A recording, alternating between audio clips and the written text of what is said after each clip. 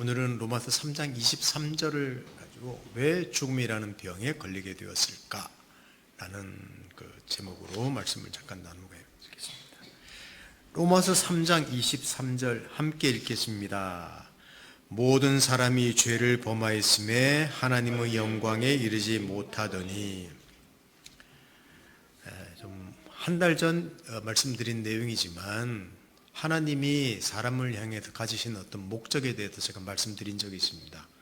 창조하신 목적, 자신과의 관계, 다른 사람과 세상과의 관계, 하나님과의 관계에 있어서 어떤 목적을 가지시고 만드셨는가, 그걸 말씀드렸었는데 그것이 깨지고 말았습니다. 그런 관계가.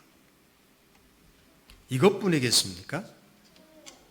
인간의 모든 삶에는 고난과 결핍, 또 아픔, 이런 격들을 겪습니다. 이거는 죽음의 증상들이라고 보통 말합니다. 신학자들이 말하긴 하는데 죽음의 증상들이다. 이건 죽음의 병에 걸려 있다는 말입니다. 우리 보통 성경을 읽다 보면 우리 사람은 죽은 자다, 이런 표현을 많이 하고 있습니다. 그 많은 분들이 육신적으로는 살았으나 영적으로는 죽었다, 이렇게 해석을 하시는데 틀린 말은 아닙니다만은 더 정확하게 말한다면 우리는 죽음의 병에 걸려 있다, 죽음의 권세 아래 있다는 그런 의미로 죽은 자라는 표현을 성경은 사용합니다. 이런 원인이 무엇일까요? 이렇게 모든 하나님의 목적하신 것이 깨진 원인이 무엇일까요? 오늘 그 이야기를 합니다. 성경은 단순하게 죄라고 합니다. 오늘 그것을 잠깐 살펴보겠습니다. 먼저 살펴볼 문제는 모든 사람은 죄인인가? 라는 문제입니다. 아마 여러분, 저는 오랫동안의 전도를 대학교에서 해봤기 때문에 이런 경우를 참 많이 겪어봤었는데, 지나가는 사람에게 여러분, 당신은 죄인입니까? 라고 질문하면요, 현대인에게 되게 불쾌하게 생각합니다. 저 전도하면서도 그런 일 많이 겪었습니다. 죄인입니까? 진짜로 과거에 대학교에서 전도하면서 한 학생을 만나서 전혀 배경 없는 친구예요. 성경 공부를 시작했습니다. 우리 교회도 몇 번 나왔습니다. 옛날에 서울 제자교회라고. 근데 성경 공부를 하는 중에 이제 죄에 대한 문제를 다루기 시작했었는데, 너도 죄인이란다 하는 이야기를 같이 이야기했어요. 그런데 거기서 성경 공부하다가 진도가 꽉 막혀버리고 말았습니다. 간단하게 말하면 이거예요. 자기한테 죄인이라고 말하니까 굉장히 기분 나쁘다는 거예요. 자존심 상한다는 거예요. 그러고는 더 이상 진도 나가지 못하고 성경 공부를 중단하고 말았습니다. 물론 그 친구는 떠나버렸죠. 대부분 사람은 양심에 거리낀 일을 했습니다. 크고 작은 죄를 짓기도 했습니다. 남을 해치기도 했습니다. 법을 어기기도 했다고 인정합니다. 그러나 죄인으로 불릴 만큼 자기가 나쁜 짓은 하지 않았다고 대부분 이야기합니다. 죄인이라는 말을 되게 싫어해요. 심지어는 어떤 사람도 있는가 하면요, 제가 이 전도 현장에서 겪은 일인데, 자기는 태어나서 한 번도 죄를 지은 적이 없다고 말하는 사람도 있어요. 한 번도 죄 지은 적 없대. 그렇습니다. 사람들은 자신에 대해서 무척 관대합니다. 또 자기에 대해서 정직하게 판단하지 않으려고 합니다. 어떤 것은 죄인데 어떤 것은 죄가 아니라고 해요. 이거를 우리가 좀 심하게 표현하면 내로남불이란 말을 쓰는데, 내가 저지르면 로맨스고 내가 하면 로맨스고 남이 하면 불륜이라고 죄에 대해서도 경중을 따져요. 죄의 유무를 따져요. 사람에 따라. 경제인이 나쁜 짓하고 횡령하면 그 경제인이기 때문에 봐준다는 그 이상한 논리도 있다는 거예요. 하나님의 판단을 들어보십시오. 전도서, 구약의 한 절, 신약의 한 절, 그 외에도 굉장히 많습니다. 자, 제가 한 절 한 절 우리 함께 읽어볼까요? 구약 성경 같이 읽어보겠습니다. 전도서 7장 20절 시작. 선을 행하고 전혀 죄를 범하지 아니하는 의인은 세상에 없기 때문이로다. 없습니다. 로마서 3장 23절 한 번 더 읽겠습니다. 시작. 모든 사람이 죄를 범하였음에 하나님의 영광에 이르지 못하더니, 하나님의 선언은 명확합니다. 죄를 안 짓는 사람이 없다. 죄인이 아닌 사람은 없다라고 말합니다. 대놓고 죄를 짓는 사람도 있습니다. 그런데 거짓말을 해도 심장이 쿵쾅대는 사람도 있습니다. 우리는 전자를 비판합니다. 후자는 참 그 양심적인 사람이라고 말합니다. 근데 하나님은 모두 다 죄인이라고 말합니다. 이게 성경의 선언입니다. 여러분, 우리 아이 키운 분들도 있고 안 키운 분들도 있는데 아이 키우다 보면요, 누가 가르쳐 주지도 않아도요, 그냥 거짓말하고요, 미워하고요, 성질내고요, 분노내고요, 남을 때리고요, 다 해요. 선한 일은 캠페인을 벌려도 잘 안 됩니다. 상금을 줘도 잘 안 됩니다. 악한 일은요, 내버려 두기만 해도 그냥 저절로 퍼져나갑니다. 기생충처럼 퍼져나가죠. 어떤 분은 이런 얘기까지 했습니다. 지옥길은 내리막길이다. 그냥 내버려 두기만 하면 지옥 간다. 이런 말을 한 분도 있어요. 너무 참 의미 있는, 아주 암시적이지만 굉장히 그 의미 있는 이야기를 했습니다. 지옥길은 내리막길이라죠. 굳이 노래 갈 필요 없다. 내버려 두면 지옥 간다. 그 이야기를 했습니다. 이건 맞습니다. 여러분, 인간이라는 인간의 본질에서 죄의 행태들이 스멀스멀 스며 나온다고 말할 수 있습니다. 그러니까 죄를 지어서 죄 많이 안 지면 죄인 아니라고 생각해요. 여러분, 죄를 지어서 죄인이 아니라 죄인이기 때문에 하나, 둘, 100개, 10,000개 죄가 나온다는 거예요. 이게 성경의 기록입니다. 성도 여러분, 과거에 나치의 만행 아십니까? 유대인들을 한 수백만 명을 가스로 죽인 사건 아시죠? 끔찍합니다. 우리나라 현대사에도 어떤 군인들이 권력을 잡으려고 한 지역에 가서 폭도로 몰아서 엄청난 사람들을 그냥 살육이죠, 그것은. 그런 사건도 있었습니다. 불과 몇십 년 전이에요. 그런 이야기 들으면요, 가슴이 먹먹해집니다. 1993년에서 1994년 사이에 지존파 사건이라고 있었습니다. 정말 나라가 뒤집어졌죠. 가난하게 자란 사람들 몇 사람 모여서 그 분노를, 평범해 보이지만 돈이 많은 사람들을 향해서 공격을 했습니다. 그냥 좋은 차 타고 있는 사람, 보이는 사람 죽이는 거예요. 그래서 그냥 평범해 보이는 사람들을 끔찍하게 살인한 사건이 있었습니다. 지존파 사건. 말하기도 끔찍합니다. 정치인, 경제인, 법조인, 사회사업가, 종교인 가릴 것 없이 저지르는 범죄 기사를 우리는 매일 들으면서 살고 있습니다. 근데 제가 이 이야기는 아마 전 세계에서, 특히 우리나라에서만 일어나는 이런 이야기들을 뉴스로, 신문으로 온갖 거, 여러분, 내가 매일 보고 산다면 우리 정신병자 될 거예요. 근데 중요한 사실 꼭 기억하십시오. 이거는 다른 사람 이야기, 세상 이야기가 아니라 바로 우리 이야기일 수 있다는 겁니다. 누구를 미워하고 모욕하기도 하며 상상으로 얼마나 많은 사람들을 죽였습니까? 우리 이야기예요. 우리는 환경이 안 만들어져서, 용기가 없어서 그래서 못했을 뿐일 수도 있습니다. 만일 우리 자신들의 마음이 여기 있는 스크린처럼 여기 스크린에 그대로 내 마음의 생각까지 나타난다면 여기 앉아서 예배 시간에 자신 있게 볼 사람 아무도 없을 것입니다. 감히 내가 죄인이 아니라고 부정할 사람 누가 있겠습니까? 성경은 모든 사람은 죄인이라고 말합니다. 자, 그러면 죄란 무엇이겠습니까? 사람들이 보통 생각하는 죄란 미워하고 도둑질하고 거짓말하고 살인하는 것 등을 말합니다. 이거는 죄의 다양한 증상들일 뿐입니다. 증상, 현상일 뿐이죠. 간단하게 말한다면 이겁니다. 결론부터 말씀드릴게요. 죄의 본질은 하나님을 향한 올바르지 않은 태도를 말합니다. 자, 그것을 오늘 조금 교회이기 때문에 말씀드리는 거예요. 조금 말씀드리겠습니다. 성경에서 말하는 죄의 개념에는 하나님이 창조주이시고 우리는 피조물이라는 것을 전제하고 있습니다. 인간은 자기 힘으로 사는 존재가 아닙니다. 창조주 하나님을 의존하도록 만들어졌습니다.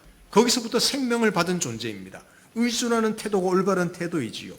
여기 의존한다는 것은 순종한다는 말과 같습니다. 이걸 예를 들어드리겠습니다.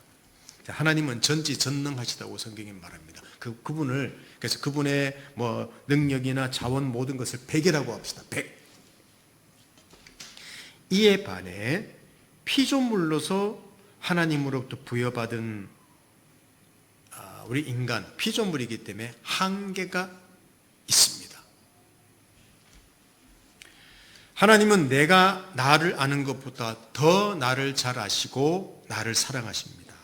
자, 아까 하나님의 지혜, 하나님의 사랑 능력이 배라고 말씀드렸는데 그 배고로 우리에게 말씀합니다. 얘야, 동쪽으로 가면 너가 생명과 풍성한 삶을 산단다. 이렇게 말했는데 10이라는 자원과 사랑과 그 능력을 가진 내가 그 피조물의 한계를 가진 존재죠.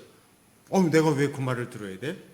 내 인생에 내가 주인인데? 그러면서 나는 동쪽으로 안 가고 나는 서쪽으로 간다고 해봅시다. 여러분, 무엇이 구원이고 생명이고 풍성한 삶이겠습니까?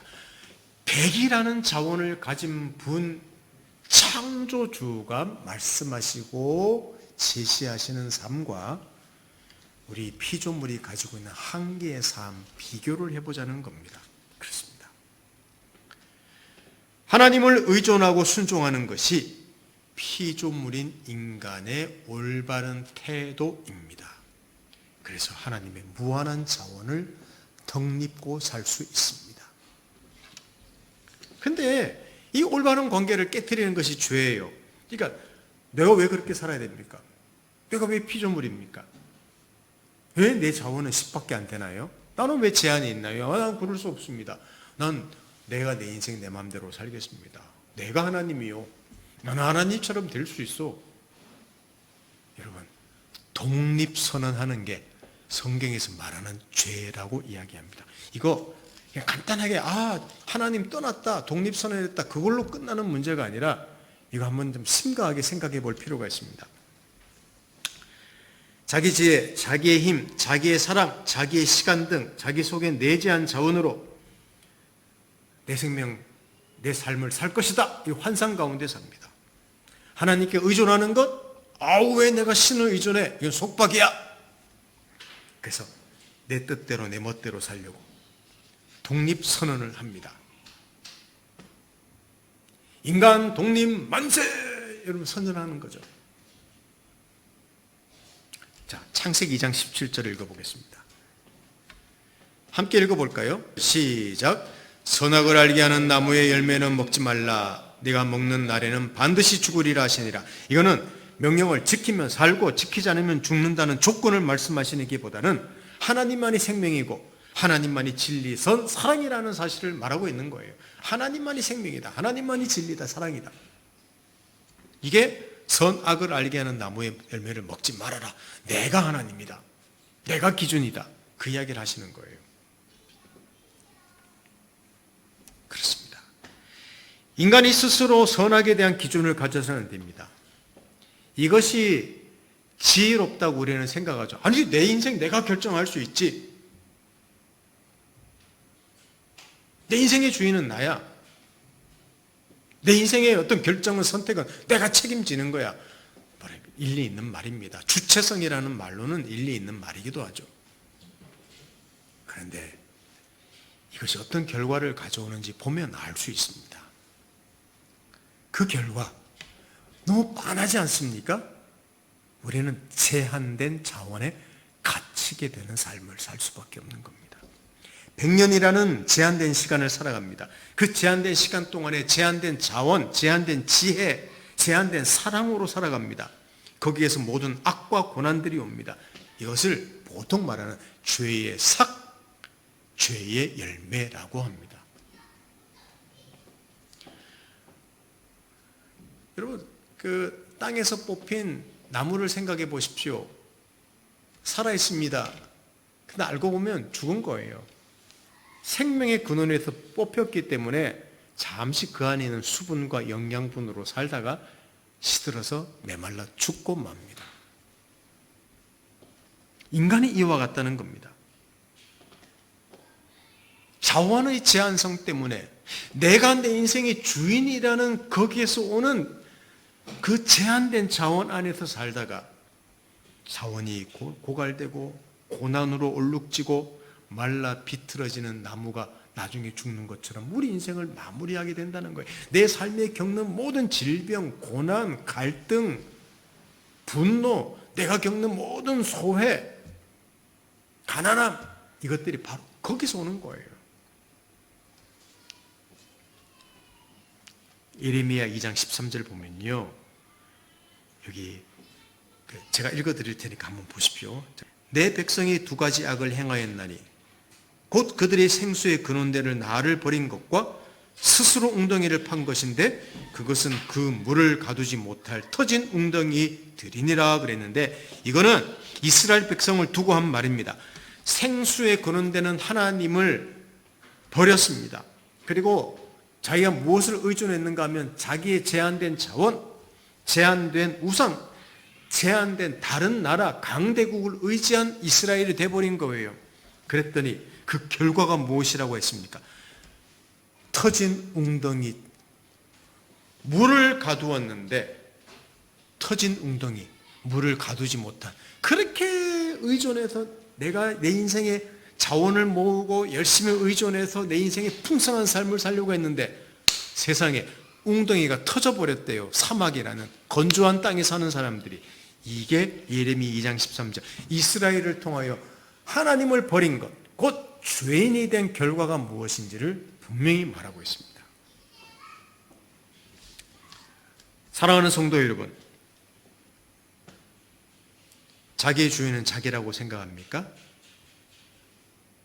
저는 이걸 인본주의니 뭐라고 말하지 않겠습니다. 간단하게 생각해 보겠습니다. 자, 여러분, 지금 선택에 의해서 태어났습니까? 지금 여기에 앉아 계신 분들 다 생각해 보십시오. 내가 선택해서 이 자리에 있고 태어났습니까? 아닙니다. 생명이 주어졌습니다. 저는 종종 제 몸을 살펴봅니다. 너무나 신기해요. 피부를 만져보고 이 안에 혈관을 보고 신비롭지 않은 게 없어요. 그러다가 생각해 봅니다. 야, 내가 보이지 않는 것인데 내 안에 갑자기 저는 그 심장 시술을 한번 받아본 적도 있었는데, 심장이 부정맥 때문에 시술을 받아본 적이 있었거든요. 근데 알고 봤더니 심장은 전기 충격에 의해서 심장이 박동된답니다. 근데 전기 충격이 이상이 생기면 그게 어떻게 되는가 하면 부정맥이 생기는 거래요. 그래서 다리 허벅지 있는 데다가 구멍을 뚫어서요, 거기다가 전기를 충격을 주면 전기가 회복이 되어서 정상적으로 된답니다. 얼마나 신기합니까? 내 몸의 전기 때문에 심장이 박동한다는 것. 이거 대단한 신비로운 일입니다. 이 모든 것 내가 선택한 게 없습니다.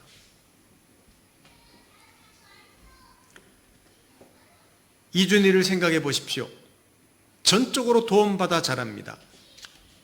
태양의 빛 에너지를, 공기 중의 산소를 공짜로 누리고 있습니다. 감히 내가 주인이라고 말할 수 있는 게 아무것도 없습니다. 그런데 주인이라고 여깁니다. 문제는 주인이라 여겨도 괜찮습니다. 우리는 제한 속에 갇혀 있다는 겁니다. 자기를 주장하고 내 제한에 갇혀 있으니까 상대방 것을 가져오고 남을 굴종시키고 남을 착취합니다. 이게 인류의 역사인지도 모릅니다. 사람들 사이에 있는 수많은 갈등, 소외, 이 모든 것들이 내가 주인으로 살아가는 제한된 자원에서 나오는 것들이에요. 여러분의 주인은 누구입니까? 그 주인이 마음에 드시나요? 여러분이 자기 인생의 주인이라면 그 주인이 여러분 인생을 평생토록 견고히 할 보장이라고 생각하십니까? 아마 그렇게 담대하게 말할 사람, 이 예배 참석한 분들 중에는 저는 없을 것이라고 생각합니다. 여러분, 이런 우리의 실존을 통해서 인간의 어떤 삶들, 내 삶에 있는 모든 것들을 통해서 나는 누구일까? 인간의 본질을 좀 직시하고 인정하면 좋겠습니다. 인간이란 무엇일까? 이것이 기독교의 가르침입니다. 한마디로 말하면 모든 사람은 죄인이다. 이렇게 성경은 선언하고 있습니다. 이 배타적인 가르침, 이 정직한 가르침을 우리가 자세히 듣는다면 거기에서 해답을 얻을 수 있는 거예요. 그렇게 우리 한번 자기를 돌아보면 자기의 그 본질을 좀 잘 직시하면 좋겠습니다. 마지막 하나입니다. 그러면 이 죄에 대한 해결책은 무엇일까요? 다른 말로 하면 하나님 없이 과연 살 수 있을까라는 겁니다. 죄의 해결책이란 말은 죄가 하나님과의 관계가 하나님으로부터 독립선언하고 내 제한된 자원으로 살아가는 걸 성경은 죄라고 하는데 그럼 그렇게 살 수 있을까? 그 이야기입니다. 선악을 알게 하는 나무의 열매를 먹고 전지함에 도달하겠다는 환상을 가진 아담은 하나님께 등을 돌리고 독자적인 삶, 독립된 삶을 살았다고 했지 않습니까? 그 결과 문명을 개발하기 시작했습니다. 이거는 결핍에서 해결하겠다는 인간의 의지였습니다. 좋은 일입니다. 하나님 은혜입니다. 인간의 삶을 확대했습니다. 잠재력을 발휘하기도 했습니다. 그런데 중요한 거 하나, 분명히 우리 잠재력이 확대되고 우리의 삶이 편안하고 풍요롭게 되었는데 죽음이 확대되었다는 사실, 죽음이 확대되었다는 거예요. 자, 이게 무슨 말인지 잘 들어보십시오. 산업혁명을, 근대사를 한번 봅시다. 산업혁명을 한번 생각해 봅시다. 자연의 동력을 개발해서 기차나 전기선 만들고 우리가 가지고 있는 모든 그 제한들을 풀어버리자고 얼마나 문화가 발달했습니까? 풍요로워졌습니다. 그런데 그때부터 인류는 급속도로 자원이 고갈되고 환경이 파괴되고 기후가 변화되기 시작했습니다. 지금 인간이 겪는 모든 고난들이 증대되기 시작한 거예요. 인간의 풍요로움을 위해서 우리의 자원을 개발하고 우리가 하나님처럼 될 수 있다고 바벨탑 쌓았는데 그 결과는 인간의 고난이, 결핍이 더 커졌다는 거예요. 20세기 말부터 진행된 전자혁명을 생각해 봅시다. 얼마나 우리를 편리하고 자유롭게 만들었습니까? 근데 우리를 감시하는 수단이 되어버리고 말았습니다. 호텔도 못 가요. 내 전화기도 마음대로 못 써요. 해킹할까 봐. 내가 다니는 곳 어디나 나를 다 감시하고 있습니다. 대부분 종교는 지식, 지혜, 선행을 통해서 구원 얻을 수 있다고 가르칩니다. 인류의 여러 가지 사상들을 제기한 마르크스 주인이 무슨 주인이 하면서 인류의 그 낙관론을 주장하면서 우리는 스스로 구원할 수 있다고 생각합니다. 어떻게? 과학과 기술을 발전시켜서 선행을 격려하며 더불어 사는 법을 배우고 서로 사랑하면 된다. 뉴에이지 운동이 그 핵심적에 있습니다. 여러분, 우리가 서로 사랑하면 온 인류는 하나입니다. 우리 서로 사랑하면 우리는 행복해질 수 있습니다. 이 뉴에이지 운동의 핵심이에요. 이것이 계몽주의 이후 역사로 말한다면 19세기 자유주의 때 극에 달했습니다. 불사. 그런데 세계 제1차, 2차 세계대전을 통해서 이 유토피아에 대한 꿈은 무너지고 말았습니다. 최고도로 발달한 과학과 기술은 인간을 최대로 파멸하는 결과를 가져왔습니다. 인간이 개발한 지성지혜가 인류 역사에서 일찍이 볼 수 없었던 큰 파멸을 가져왔다는 것이죠. 이거 어떻게 설명하겠습니까? 아니, 나치나 일본이나 이런 놈들 때문에 일어난 것이지, 또 욕심나는 그 강대국들 몇 강대국, 그게 우리 이야기라는 말입니다. 그들이 나쁜 놈이 아니라 그게 인간이라는 것을 역사 가운데 샘플로 나타난 것밖에 없는 거예요.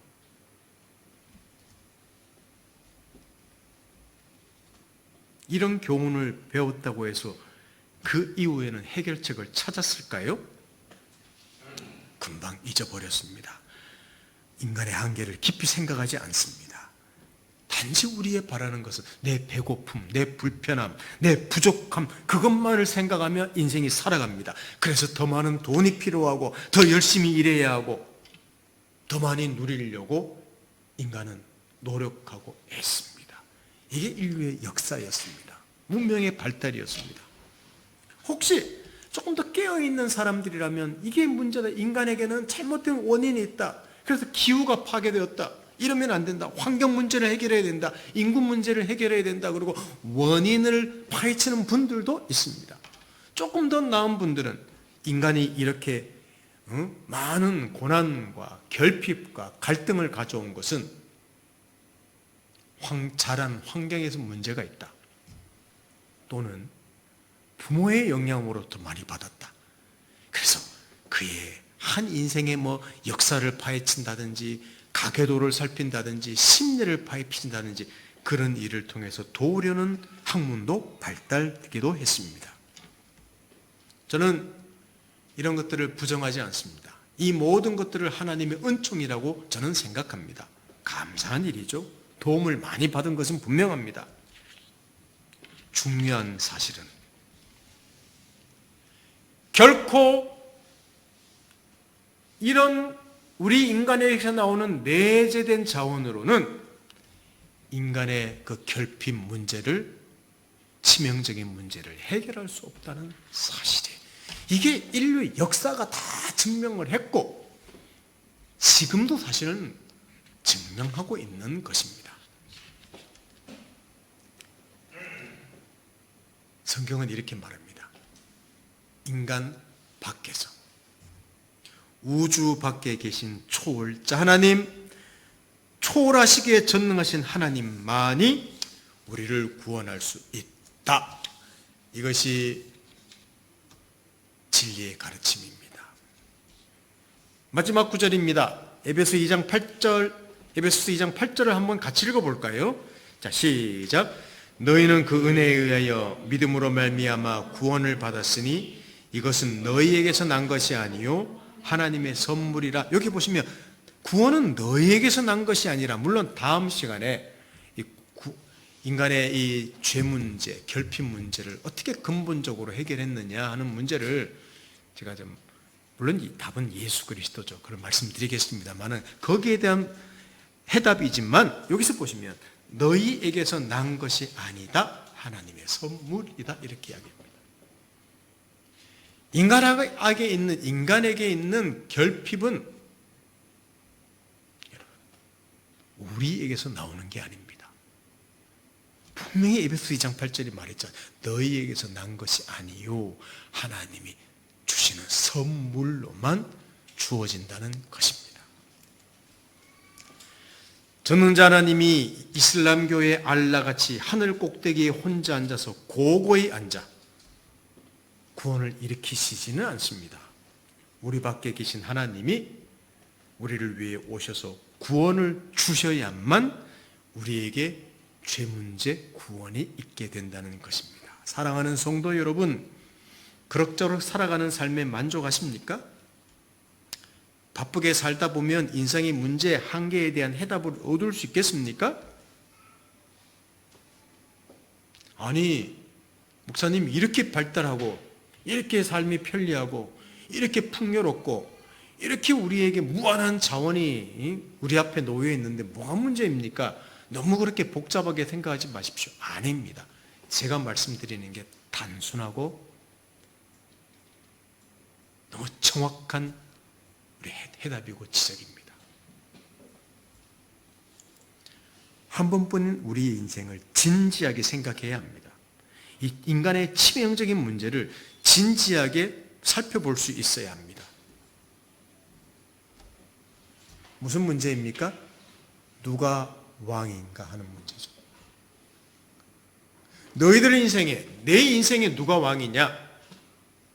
이 문제에 대한 답을 찾아야 된다는 겁니다. 내가 내 인생의 왕으로 사는 그것이 옳은 일이냐?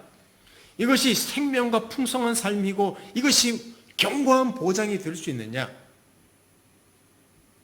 우리 자꾸만 죄 문제 해결해서 천국 가고 지옥 가는 이 문제를 따지는 게 아니라 죄 문제를 언급하면요, 우리 인생의 왕이 누구냐 하는 문제로 가는 거예요. 네 인생의 왕은 누구냐? 주인은 누구냐? 그 문제를 하나님이 찾아와서 말씀하시는 겁니다. 건드리시는 겁니다. 분주하게만 살지 마십시다. 안락함만을 추구하지 마십시다. 자기의 자원만 신뢰하지 마십시다. 인간은 그렇게 단순하지 않습니다. 성경이 진지하게 말씀하시는 바에 귀를 기울이면 좋겠습니다. 우리는 우리 자신을 잘 알고 있다고 생각합니다. 아닙니다. 죄의 본질조차 모르고 내 인생의 주인이 누구인 것조차 모르는데 우리가 우리 자신을 어떻게 알 수 있습니까? 죄의 본질을 제대로 이해하지 못하면 풍성한 삶을 살 수 없습니다. 이것이 성경이 그렇게도 강조하고 있는 내용입니다. 여기에 귀를 기울일 때 우리 인생은 생명과 풍성한 삶을 정말 참 지혜를 얻을 수 있는 거예요. 이 치명적인 문제에서 자유하게 되고, 그러면 목사님 이 문제 해결하면 죄를 한 번도 안 짓게 되나요? 그런 문제가 아니라 내 인생에 누구에게 잡힌 인생이 되어야 되느냐, 그 문제를 말씀드리는 것입니다. 하나님이 주시는 구원이라는 것이 얼마나 위대한 것인지를 내가 알게 될 것이라는 말이죠. 오늘 죄 문제를 잠깐 이야기 드렸습니다. 이거 교회 다니면서도 참 듣기 거북한 이야기고 믿지 않는 분들은 더더욱 듣기 싫어하는 문제입니다. 그러나 이 죄라는 문제가 도대체 무엇인지를 그 근본으로 파헤쳐 우리 인생에 누가 왕인가? 여러분, 죽음의 병에 왜 걸리게 되었는가?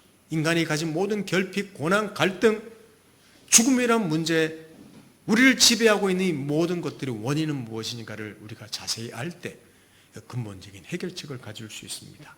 우리 조금씩 계속 배워가면서 우리 인생이 나는 천국 가게 되었습니다, 이 말로 끝내버리지 말고 우리 인생을 좀 다듬어 나가고 회복해 나가고 풍성하게 만들고 방향을 바로잡는, 그래, 윤택하고 기름진 그런 인생이 되면 좋겠습니다. 기도하겠습니다. 하나님 아버지, 감사합니다. 오늘 이 말씀을 통하여 죄가 무엇인지를 잠시 살펴보았습니다. 참 어려운 주제이기도 하고 거북한 주제이기도 합니다. 하나님이 성경을 통해서 우리에게 말씀하신 내가 왕인가? 너가 왕인가? 내가 왕일 때 인생의 결과와 네가 왕일 때 인생의 결과, 여러분, 우리 이것을 잘 이해하고 하나님 앞에 항복하며 하나님 말씀을 귀 기울여 들으며 깊이 근본적인 문제 해결하는 지혜로운 사람, 지혜로운 인생을 사는 저희들 되도록 도와주십시오. 예수님의 이름으로 기도드립니다. 아멘.